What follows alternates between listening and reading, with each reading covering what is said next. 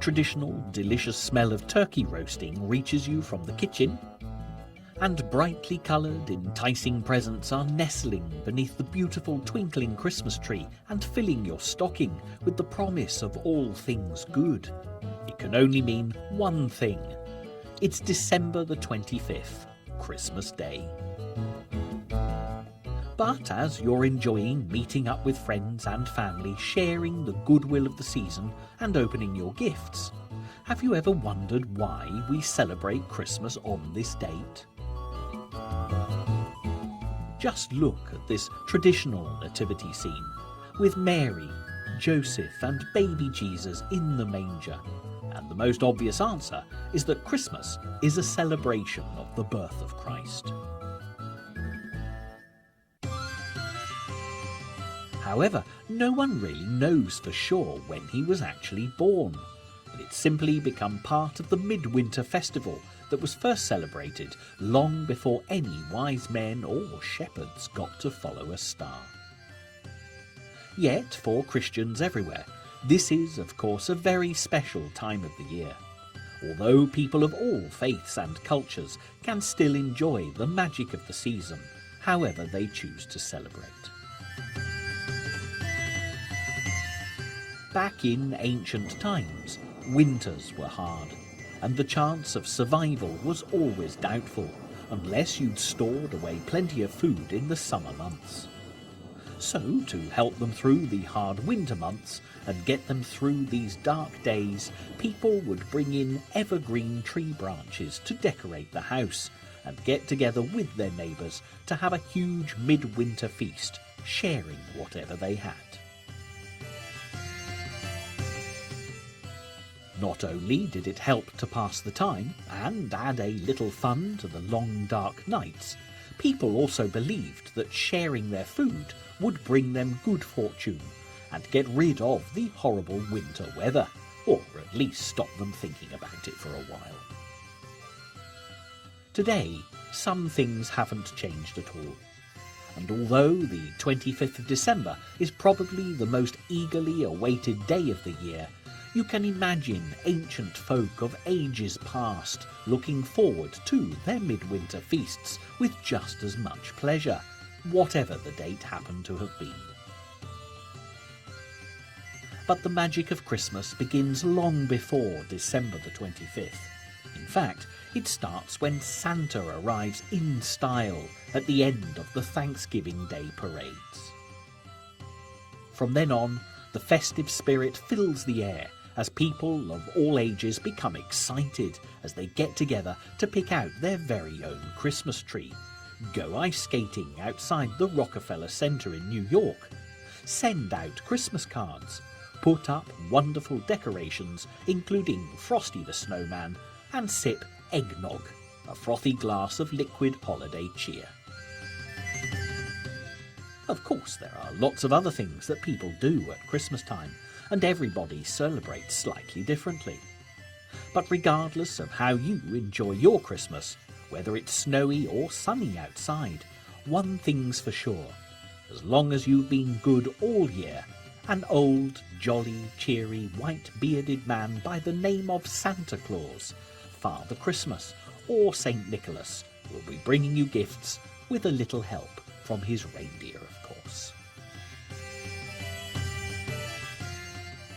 So, with a world of Christmas magic out there to explore, let's take a few very special moments to learn all about our wonderful festive traditions, and, more importantly, a little bit more about the one person we all wait for every year without fail, Santa Claus himself. But with no time to waste, instead of waiting for him to come to us, we're going off on a wonderful adventure of discovery to find Santa that'll take us quite literally all around the world.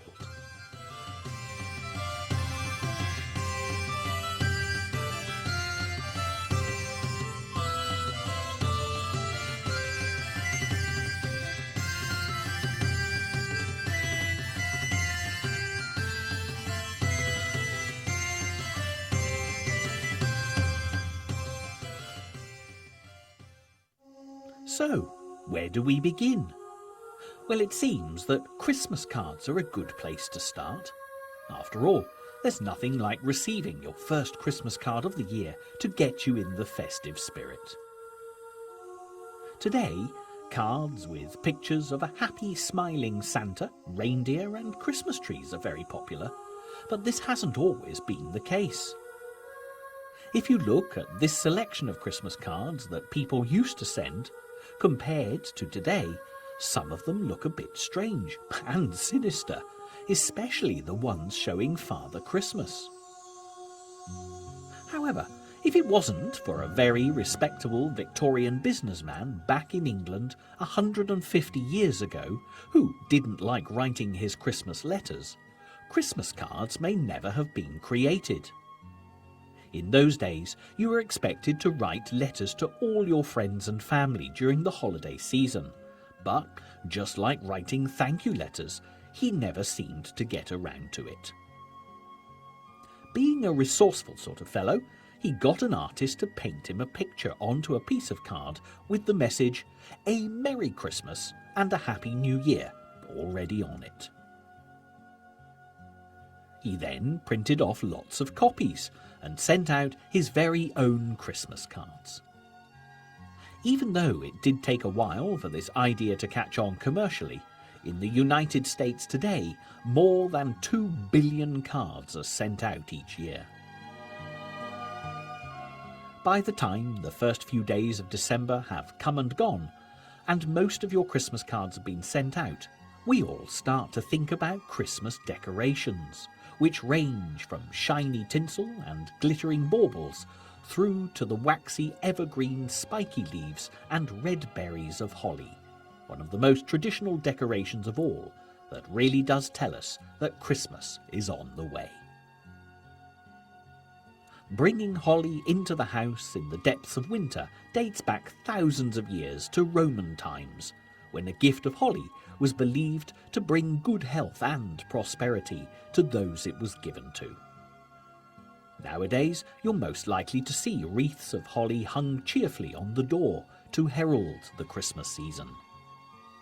Why not try giving a holly wreath to your nearest and dearest? Because they do say that it will only bring all the good fortune that it promises, if it's been given as a present. But this isn't the only plant that you're likely to see when you go visiting your friends and family at Christmas time. Mistletoe, with its bright white berries, is everybody's favourite decoration when it's hanging up somewhere in the house, where people can stop and share a kiss.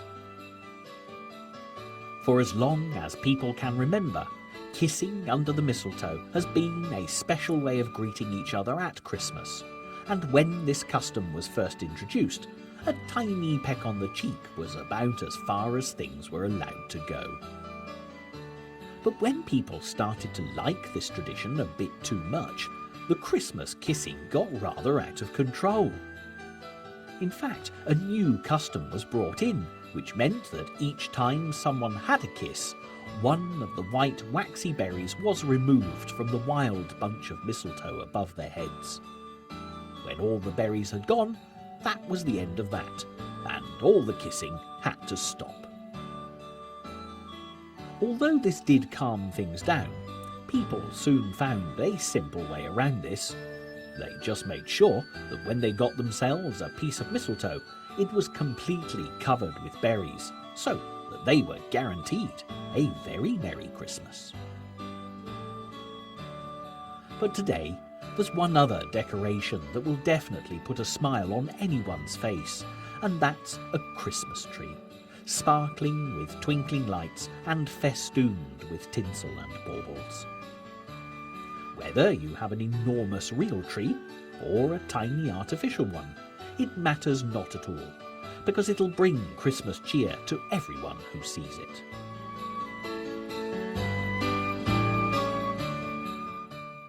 Tree worship really does date back to ancient times, and particularly in the huge forests of Germany.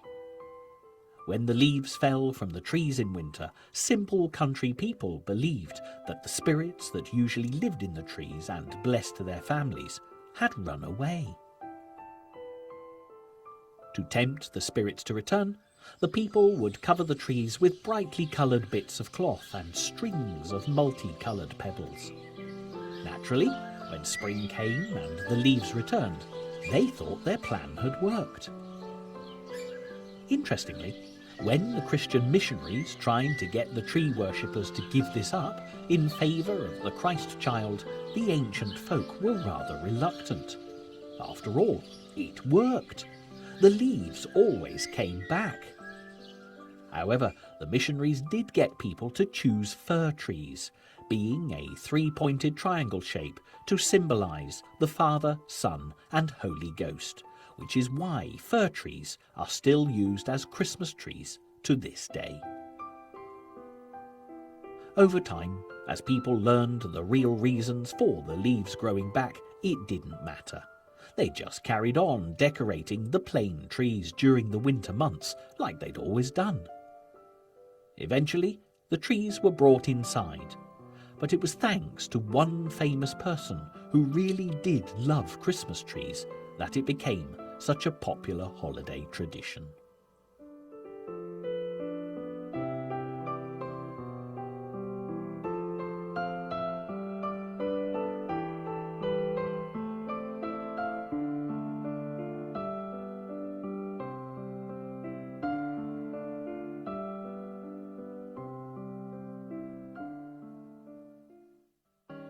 Over in England, about 150 years ago, the small but powerful and much loved Queen Victoria was married very happily to Prince Albert, who she adored. Albert was German, and the prince, along with his fellow countrymen, had always brought in trees to decorate at Christmas time. So, naturally, when he moved to England to be with his wife, he brought a fir tree into the royal palace and had it beautifully decorated to surprise her. When Queen Victoria saw it for the first time, she was absolutely delighted. And because it was a gift from her beloved Albert, it was even more special. From then on, pictures of the Queen and her family gathered around the Christmas tree appeared in the popular newspapers of the day, and it wasn't long before this Christmas tree tradition spread far and wide the whole world over. When putting up a Christmas tree, everyone knows that the first task is to put on the lights. Today, there are all kinds of pretty electric lights for sale, but this tradition dates back long before the miracle of electricity. In fact, it began more than 400 years ago. One night, a very important German priest went for a walk in a huge pine forest as he prepared for the Christmas Eve service. As he was looking at all the beautiful trees, he gazed up and saw the stars twinkling in the sky. He was so inspired by this beautiful scene that he tried to recreate it by decorating fir trees with candles, much to the delight of his congregation. Putting these candles onto the Christmas tree soon took off, but it was extremely tricky and dangerous because if a candle fell, it could quickly set the tree alight. This became more of a problem in England as soon as Queen Victoria made the Christmas tree popular, because people brought home bigger and bigger Christmas trees every year. Some of them were so big that over 100 candles were used to cover the great festive decoration. Imagine lighting and blowing out all those candles every single day, and just think how hot it would get for everyone gathered around. With all of these candles creating a huge fire risk, if you were the youngest child in the family, it would be your job to sit by the tree with a bucket of water, just in case it caught fire. Thankfully, there's no such danger with our lights nowadays, but there's definitely something quite magical and special about the atmosphere created by the flickering Christmas tree candles. With the twinkling lights firmly in place and some tinsel or strings of popcorn wrapped around the green branches, the tree just wouldn't be the same without glittering baubles. And just like all the other decorations, these come with their own story. One that dates back to a kingdom called Bohemia, a place where people were famous the whole world over for making beautiful objects out of glass. One day, quite close to Christmas, the glass blowers had been very busy in their workshop, and this had made them really thirsty. But with nothing but beer available to drink, it wasn't long before they were all rather drunk and decided to have a competition to see who could blow the biggest glass bubble. After the winner had enjoyed even more beer, the pretty twinkling spheres were left in the corner of the workshop until one of the men's wives spotted them. She thought that they'd make beautiful decorations, so she took them to sell at the Christmas market. The glass bubbles were extremely popular, and soon people started to call them spirit balls, because it was said that they could ward off any evil forces in the year ahead if they were hung in the entrance to your house. Unfortunately, these glass bubbles were far too big to hang on the Christmas tree that more and more people were putting up each year. Thankfully, though, the glass blowers came up with another idea. They would simply make them smaller. And these miniature glass balls with their paper-thin walls were light enough to hang from tree branches and reflect the glow of the flickering Christmas lights. Nowadays, even though most of our modern baubles are rarely made of glass, it doesn't matter. They're just as eye-catching. However, even with all of these traditional festive decorations on the Christmas tree, there still seems to be something important missing from the branches, and that's the tasty, peppermint-flavoured red and white striped candy canes. Nearly 200 years old, these delicious treats were first given to young children in Germany so they would keep quiet during a long Christmas nativity play. In fact, it was because they were first eaten at Christmas that the old man who made them bent them into shepherd's crooks to honour the festive occasion. However, the irresistible peppermint flavour wasn't added until much later. Nowadays, candy canes are perhaps one of the favourite edible decorations to hang on the Christmas tree. So, with this in mind, don't be surprised if they've all been sneakily eaten by the time Christmas comes. You might think that the Christmas tree decorations have been completed. Lights, baubles and candy canes. We've got the lot of them. But no Christmas tree would be complete without something perched on top. But the big question is, which festive decoration is it going to be?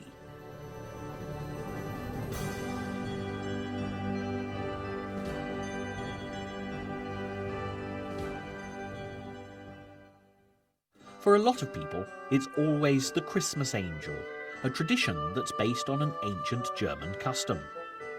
Hundreds of years ago in Germany, people used to hang tiny wax figures of baby Jesus all over their Christmas trees and perch a larger gold version at the top. Over the centuries, this gold model sprouted wings and evolved into an angel, but the biggest change happened in the 1800s. Because the angel stopped being a boy and turned into a pretty girl. Back then, these angels had lovely porcelain or wax faces, just like the dolls of the time that little girls were allowed to play with, and after Christmas, they'd be allowed to have the angel for a toy. Wings would be removed and beautiful dresses added, and by the time the next Christmas came around, the angel was definitely female. But for those of you who don't want an angel staring down at you from the top of the tree, there's always a Christmas star, like the one that shone over the Bethlehem stable where Jesus was born. It led the shepherds and the wise men to bring gifts for the baby, so who knows, perhaps a star would help direct Santa Claus to put presents under the Christmas tree for you.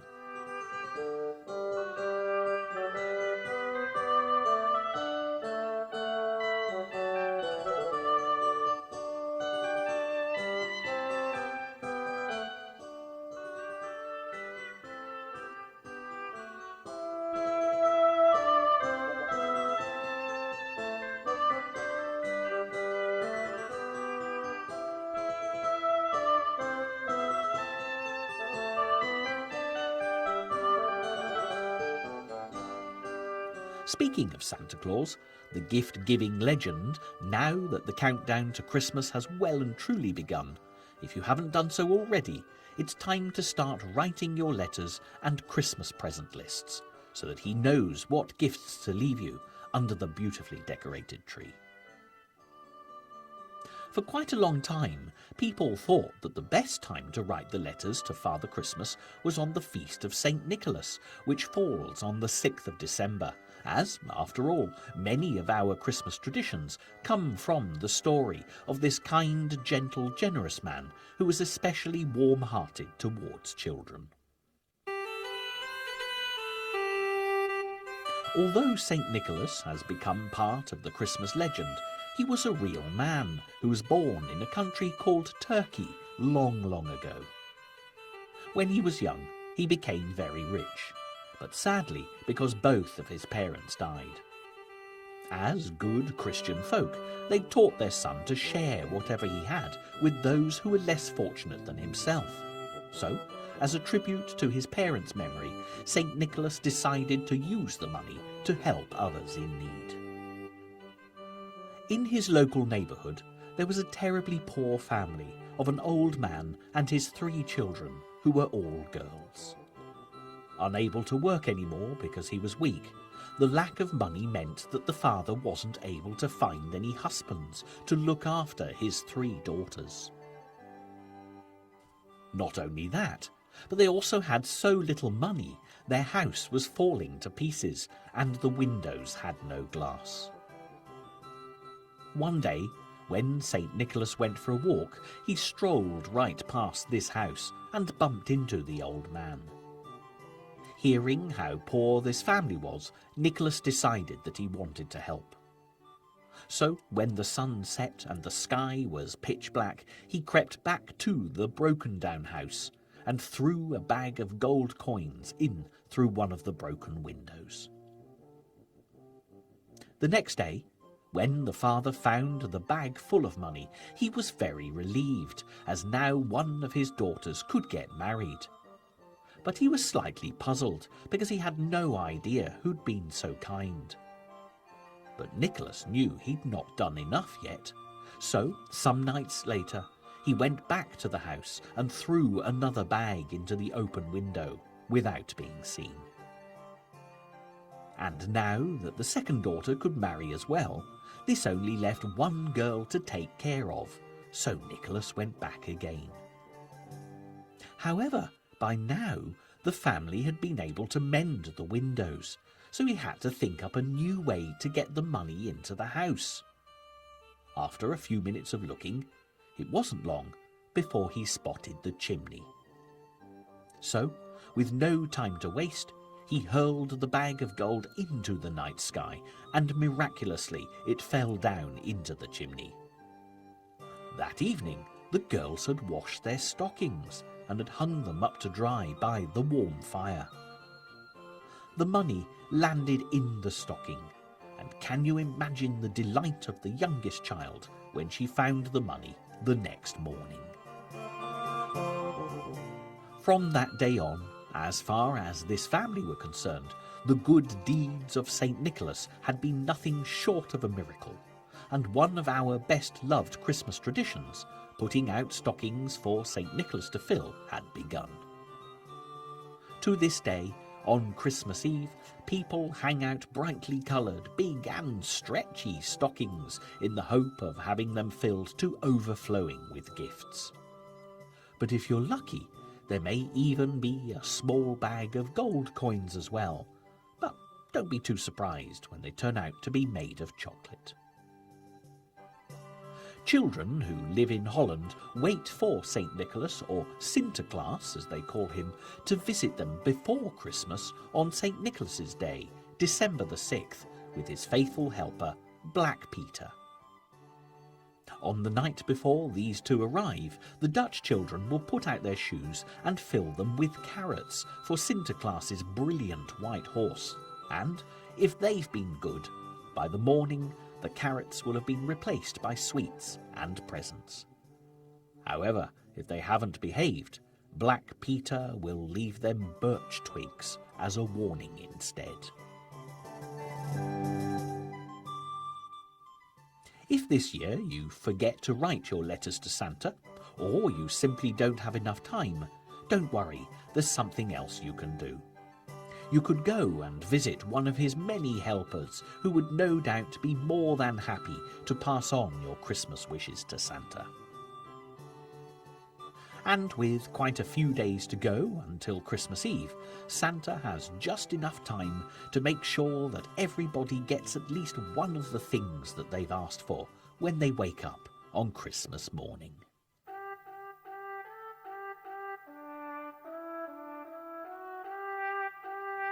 But before then, there are still plenty of things to be done, as at about this time in December, most people are starting to think about the Christmas food, and there's nothing quite as festive as a steaming hot turkey surrounded by crispy roast potatoes, cranberry sauce and all manner of delicious vegetables. For years now, poultry has always been at the centre of traditional Christmas feasts, but originally it wasn't turkey. At one point in time it was goose, and if you were really rich, it would be roast peacock or swan for Christmas dinner. In fact, it wasn't until 200 years ago that turkey was even considered as a festive food. And if it hadn't have been for Queen Victoria sitting by her Christmas tree, deciding to have turkey for her right royal Christmas feast, it might never have become the most popular bird for the great occasion.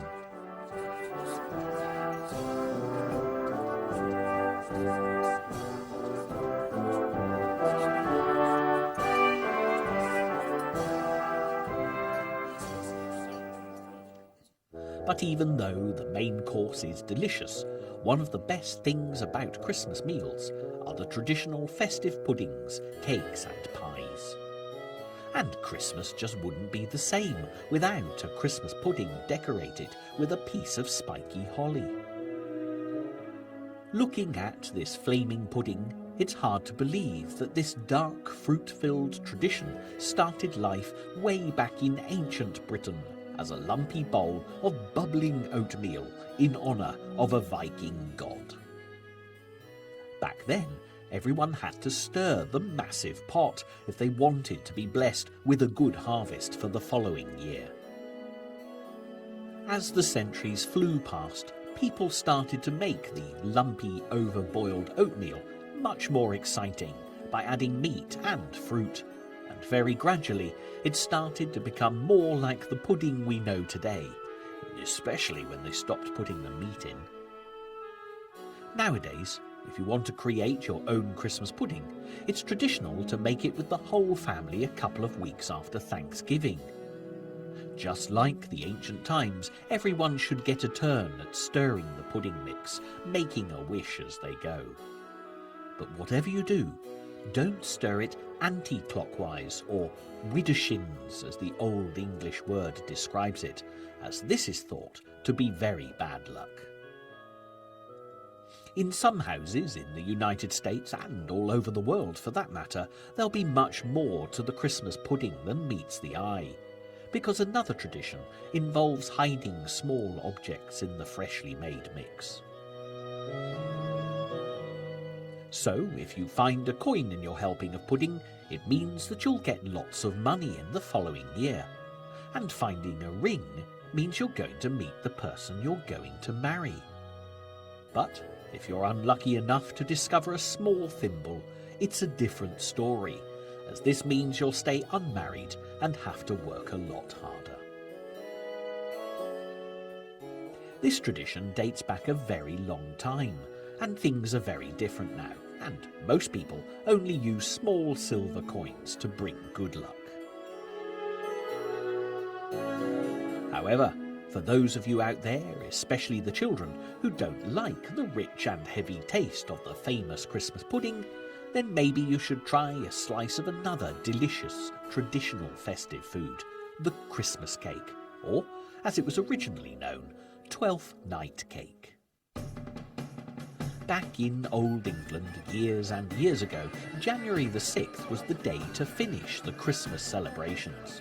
But before people took their beautiful holiday decorations down on Twelfth Night, as it was known, they used to have huge parties, and at these parties it was traditional to have a large fruitcake. But it was no ordinary fruitcake, as hidden somewhere inside would be 2 beans. When the guests had all arrived, the cake would be cut in 2, and the men would take one half and the women the other. Everyone then got a slice of the cake, and if you were lucky enough to find one of the beans, you'd be crowned king or queen of the party and get to wear a paper crown.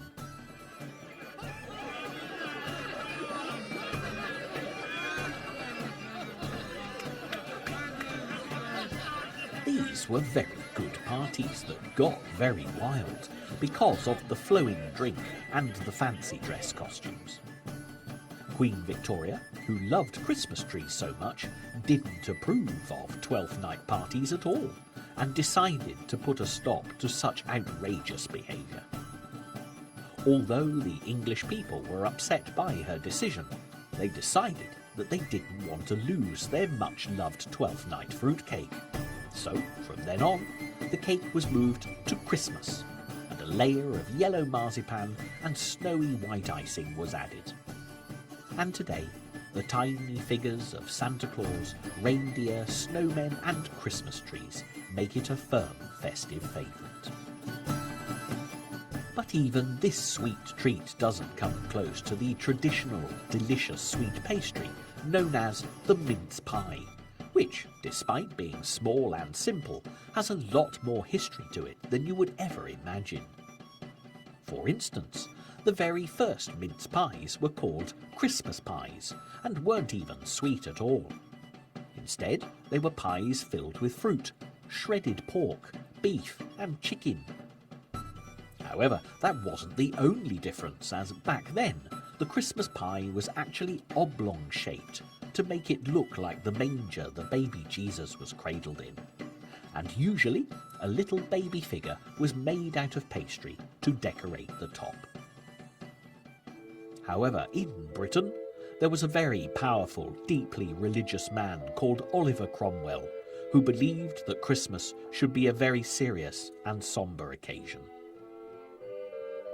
When he was the ruler of the United Kingdom hundreds of years ago, he tried to stop people from celebrating Christmas because he thought they were being sacrilegious.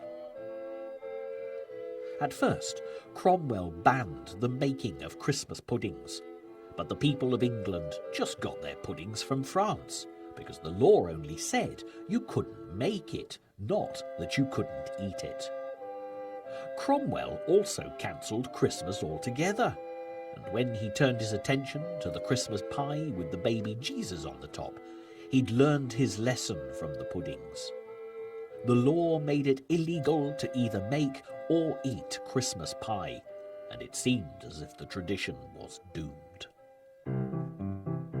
But the English people didn't want to give up these delicious pies, so they needed to be a little more resourceful. Firstly, they changed the shape of the pie so that it was round. Then they decided they could manage without the baby Jesus decoration altogether. And lastly, they changed its name to minced meat pie because of the minced meat that it contained. Thankfully, for the people that loved Christmas, Oliver Cromwell wasn't around for very long. And even though the holiday celebrations went back to normal, the mince pie stayed round and never changed back to its old name. Instead, years later, people stopped putting meat in them and just filled the pastry with sweet fruits and nuts. There are lots of legends about mince pies, and we still keep up some of these traditions to this very day. For example, you're allowed to make a wish when you take your first bite of your mince pie at the beginning of Christmas. But make sure you don't refuse the first mince pie that you're offered, because if you do, it's said that this will bring you bad luck for the year ahead. Some people also think that you'll have good luck if you eat a mince pie on each of the 12 days of Christmas. But for it really to work, you're supposed to eat each one in a different house.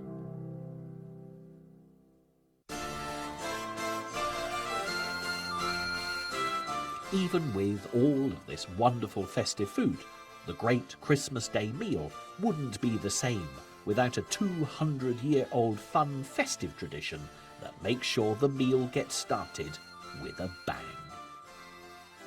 The brightly coloured Christmas cracker was invented by an Englishman called Tom Smith, who came up with the idea when he was on holiday in Paris. One day, whilst he was walking down the French streets, not far from where the famous Eiffel Tower now stands, he stumbled across a candy shop. There in the window were candies unlike any he'd seen before. They were wrapped in brightly coloured papers, twisted at each end, and were called bonbons. These candies gave him a wonderful thought. When he returned home, he started to make simple bonbons of his own that contained a piece of candy and a slip of paper with a motto or saying on it, an idea he'd got from Chinese fortune cookies. Tom Smith's bonbons were really popular, especially with the English children, but the great inventor wasn't satisfied. On a winter's evening, as he sat by his fireside, he was thinking about his problem when a piece of wood cracked in the blaze, causing him to nearly jump out of his skin. He thought that if the bonbons could go with a bang as they were being pulled, just like the log had done, it would be even more fun. And of course, you can guess where the new name Cracker came from.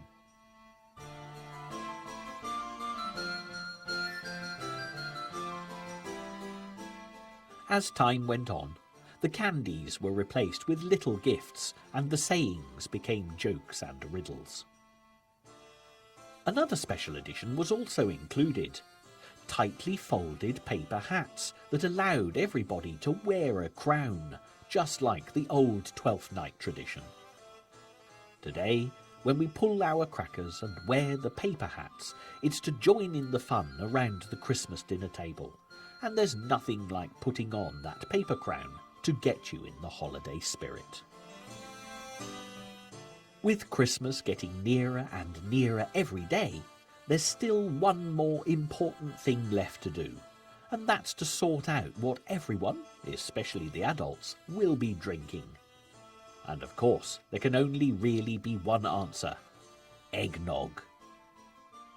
Created in Europe hundreds of years ago, this seasonal drink was at first only made of cream, milk, sugar, and beaten eggs.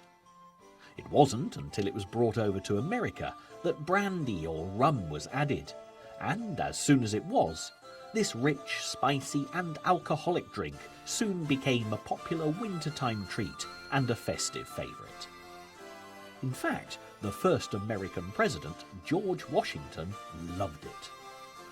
He even came up with his own recipe that included adding whiskey, rum, and sherry at the same time.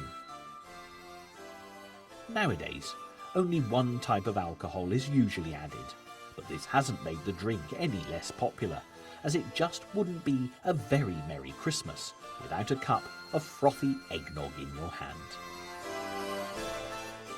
With all the food and drink bought, the Christmas tree twinkling, Christmas cards sent out, and all the rest of the beautiful decorations hung up all over the house, not forgetting a much-loved Frosty the Snowman, of course, there's nothing left to do but to sit and wait for Christmas Eve.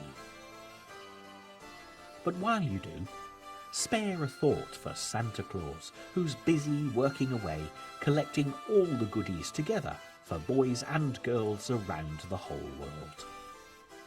Once he's done this, he's got to work extra hard to make sure that all of them are wrapped up in brightly coloured paper and given name tags before he starts on his amazing journey. So, while he's busy doing that, let's take a minute to have a good look around, and who knows, you might even spot something for you.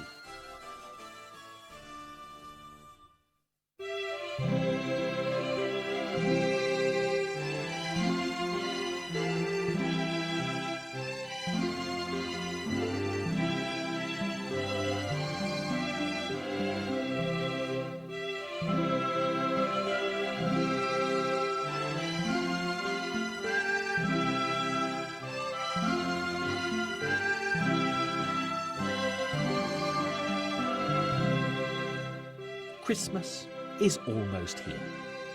It's a few days before the 25th of December, and our journey is now taking us northwards, because everyone knows, thanks to Clement Moore's wonderful poem, The Night Before Christmas, that you need to go to Lapland if you want to find Santa Claus. This beautiful, magical snow scene is deep in the Arctic Circle. And for everyone who lives here, each year they're lucky enough to have a white Christmas. Of course, quite a lot of homes all across America also get to enjoy falling snowflakes and snowball fights over the holidays. But for others, they're not so fortunate. In fact, it's so hot in places like California that some people decide to have their traditional Christmas meal outside. But even these people, when they think about Christmas, think about snow. And although that's largely because of the snowy landscape of Santa's home, it's also because of one very famous great English writer called Charles Dickens. When he was a little boy, it snowed every Christmas until he was 7. So, when he thought of Christmas, it was always snowy.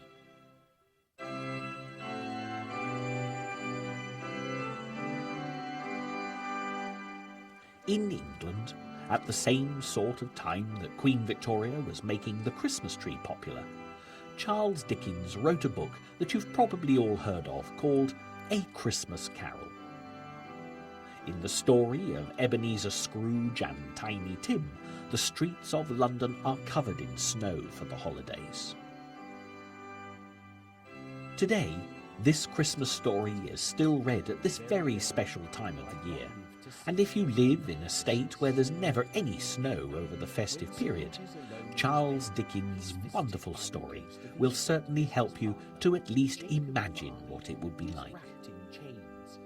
But because there's no shortage of deep snow in Lapland, there's only one real way to travel around, and that's by using a team of husky dogs to pull a sledge.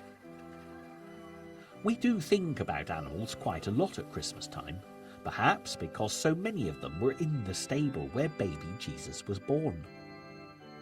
With the special connection to the Nativity, some people believe that on Christmas Eve the animals can speak. And others have said that they've seen donkeys kneeling down in fields as the clocks strike midnight. It's a lovely idea that the animals can speak at Christmas, and there's one special animal that always makes everyone think that Santa is well and truly on his way. Christmas just wouldn't be Christmas without reindeer. And here in Lapland, there are plenty of Santa's best helpers wandering around in their natural environment.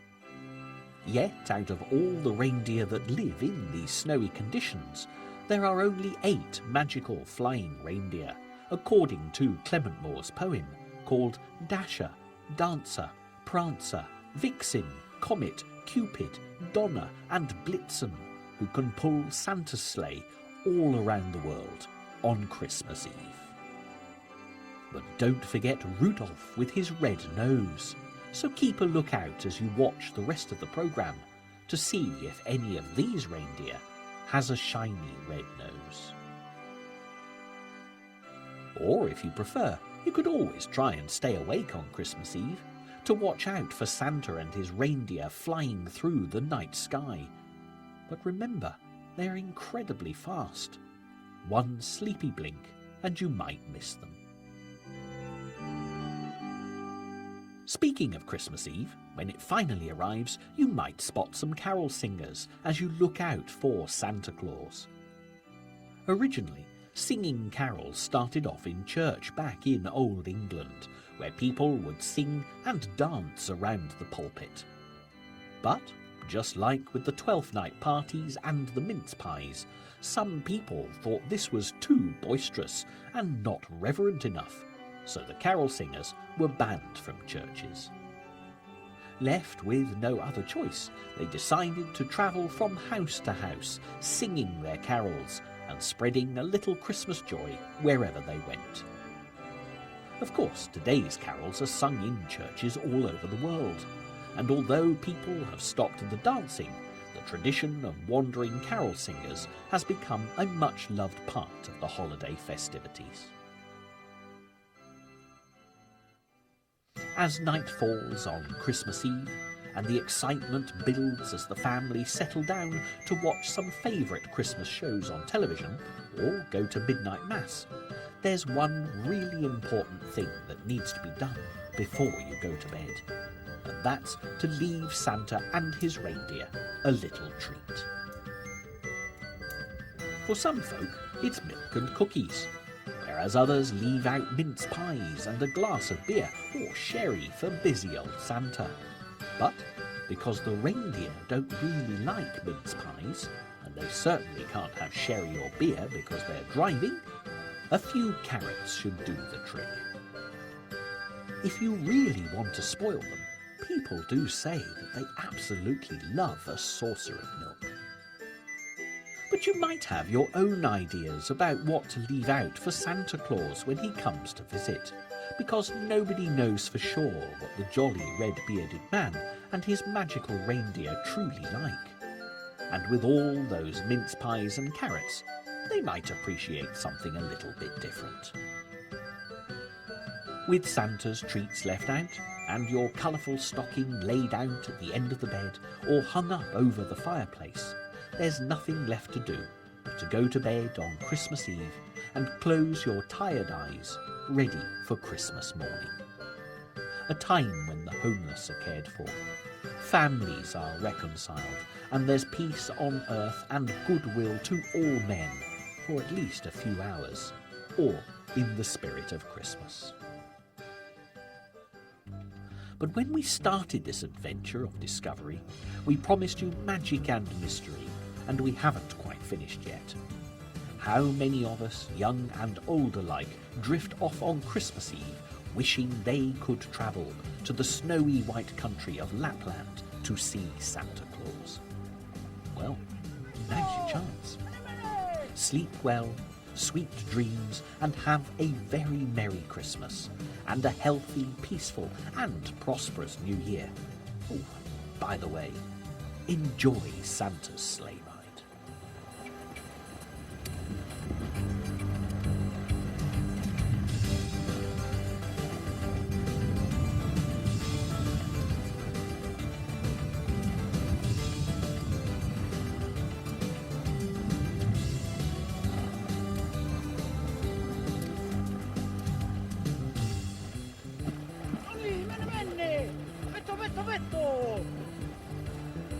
Bene, bene, bene!